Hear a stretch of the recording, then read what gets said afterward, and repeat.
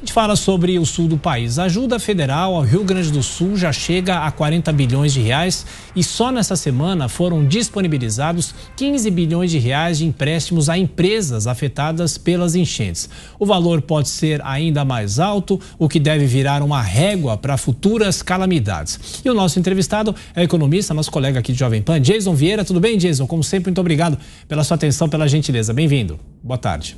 Obrigado, Thiago. Obrigado pelo convite. Bom, e a gente vem acompanhando desde o início dessa catástrofe no sul do país uma rede de ajuda, né, ao Rio Grande do Sul e agora também com mais recursos, financiamentos para as empresas. E em relação à própria economia como um todo, Jason, essa ajuda pode ser suficiente para amenizar impacto de inflação, facilitar o funcionamento das empresas? De que forma esse dinheiro entra na economia de um estado que ainda está combalido, né? No momento de, vamos dizer, de calamidade pública, como estamos passando no Rio Grande do Sul agora, o momento inicial, na verdade, de reparar danos. Então, os impactos econômicos da questão, por exemplo, de inflação de alimentos continua. Não igual que o governo está tentando fazer através do controle de preço do arroz, quando, na verdade, a tentativa, na verdade, do governo não foi de suprimir a falta da oferta do arroz, foi uma tentativa de suprimir o preço através daquela importação que acabou sendo desastrosa e acabou o governo tendo que recuar por conta de corrupção. Mas o que acontece agora é que existe um impacto grande em diversos setores de alimentos no Rio Grande do Sul que não vão ser dirimidos por conta dessas ajudas, porque você ainda está num processo de reconstrução. Você tem exemplos no Rio Grande do Sul de locais, por exemplo, de produção de vinho, em que as parreiras todas foram destruídas.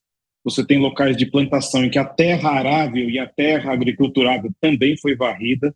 Então, o momento inicial agora é de ajudar aqueles que estão sofrendo. Não dá para pensar muito nas questões econômicas, entre aspas, né? Óbvio, são questões econômicas, mas não, vamos dizer assim, de diminuir os impactos econômicos. Os impactos econômicos vão acontecer.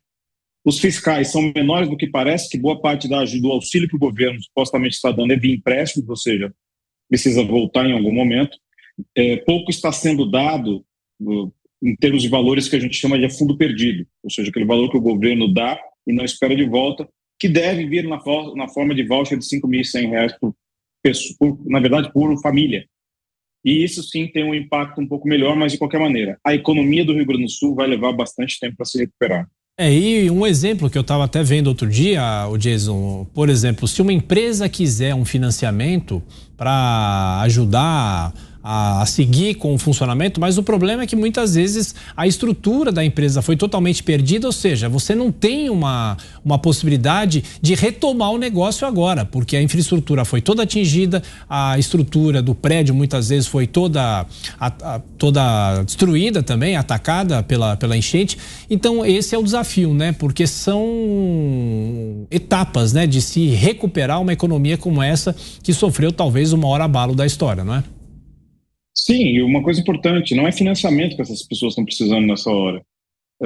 Talvez empresas que tenham tido tudo destruído, que eu vi, vou dar um exemplo, uma cooperativa de leite, em que as vacas foram literalmente levadas embora, e não só as vacas foram levadas embora, as vacas em partes, graças a Deus, partes foram recuperadas e vivas. Mas existe toda uma estrutura sanitária em torno da extração de leite que foi afetada. Existe todo um processo sanitário. O Brasil ainda tem algumas ilhas de excelência nesse sentido, ou seja, a questão do CIF, tudo funciona ainda no Brasil. A questão de alimentos é uma delas. Então você imagina que toda uma cooperativa, que é dinheiro dos cooperados, ou seja, de todas as pessoas que se juntaram ali para poder montar a cooperativa. Você tem o sistema de extração de leite, que demanda todo um cuidado, toda uma higienização, invadido por essa água marrom com leptospirose ou coisa parecida. Não adianta. Isso não é um empréstimo que vai ajudar. Não é um empréstimo que vai ajudar. Seria um recurso, podemos dizer, um recurso a fundo perdido que deveria ser ajudado nesse momento, que não entra nas contas primárias, não deve entrar nas contas primárias porque fazem parte de uma conta especial sempre que isso acontece, e até o governo está citando. De repente isso pode se tornar uma régua no momento em que houver, se houver, Deus queira que não, mas natureza nós não podemos contar, alguma coisa disso novamente. E diz até mesmo no setor de turismo, né? Estamos no mês de junho, daqui a pouco chega julho, e essa contagem do prejuízo a gente só vai saber no segundo semestre, né? Porque, enfim, aí os hotéis vão fazer os balanços, os hotéis que ainda estão funcionando, né? De que forma isso também prejudica a economia da região serrana, né? Então, é uma tragédia de vários aspectos, né? E muitas vezes a contabilidade a gente vai saber só no segundo semestre. E até eu queria acrescentar com você, porque há a expectativa do governo anunciar o novo Plano Safra, né? O Plano Safra desse ano agora, que vale também para o ano que vem, pode sofrer que tipo de interferência por causa dessa tragédia no sul do Brasil? São as culturas do sul que vão sofrer muito nesse sentido, porque mesmo que haja o Plano Safra, você tem que primeiro fazer a recuperação das terras agriculturáveis. A gente pode ver pelas imagens, muita coisa está sob barro, muita coisa agora está...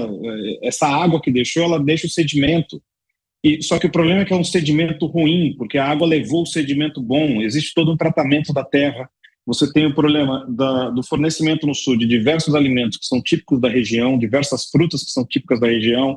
Você tem o fornecimento do sul do arroz, que é o maior fornecedor, ainda que os estoques consigam, de certa maneira, eles conseguiram ser preservados, então o arroz em si não vai ser o grande problema, apesar da polêmica que foi criada em torno do arroz agora há pouco, mas são outras culturas e o tempo que isso vai se recuperar. O turismo vai levar muito tempo para se recuperar, porque as áreas que não foram afetadas pela chuva e pelas enchentes foram afetadas por quedas de árvores, foram afetadas por destruição, por ventos, esse tipo de coisa.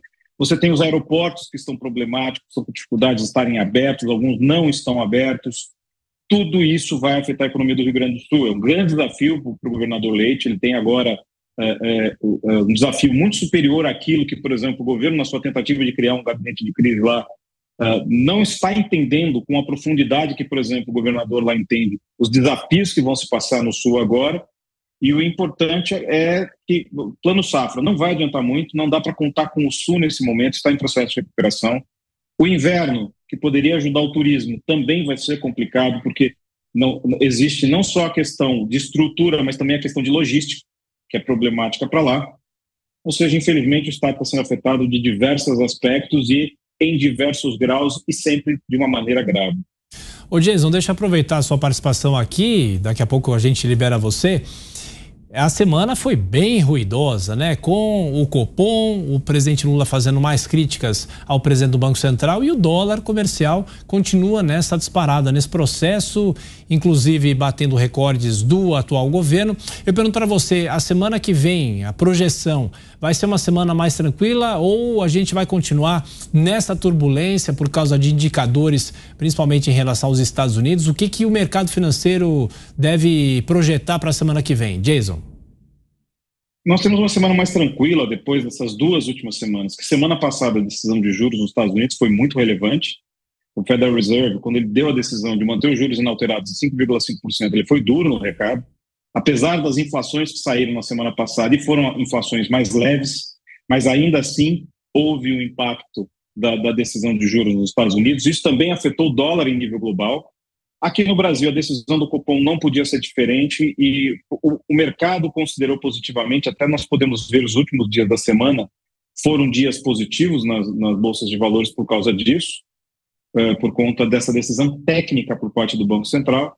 Agora depende do governo. Acho que o governo, os últimos governos que nós tivemos, de boca fechada, eles funcionam muito bem. O problema é que eles não conseguem ficar de boca fechada. É verdade. Jason Vieira, economista, mais uma vez, muito obrigado pela sua gentileza por atender aqui a Jovem Pan e um excelente fim de semana. A gente volta a se falar. Um abraço.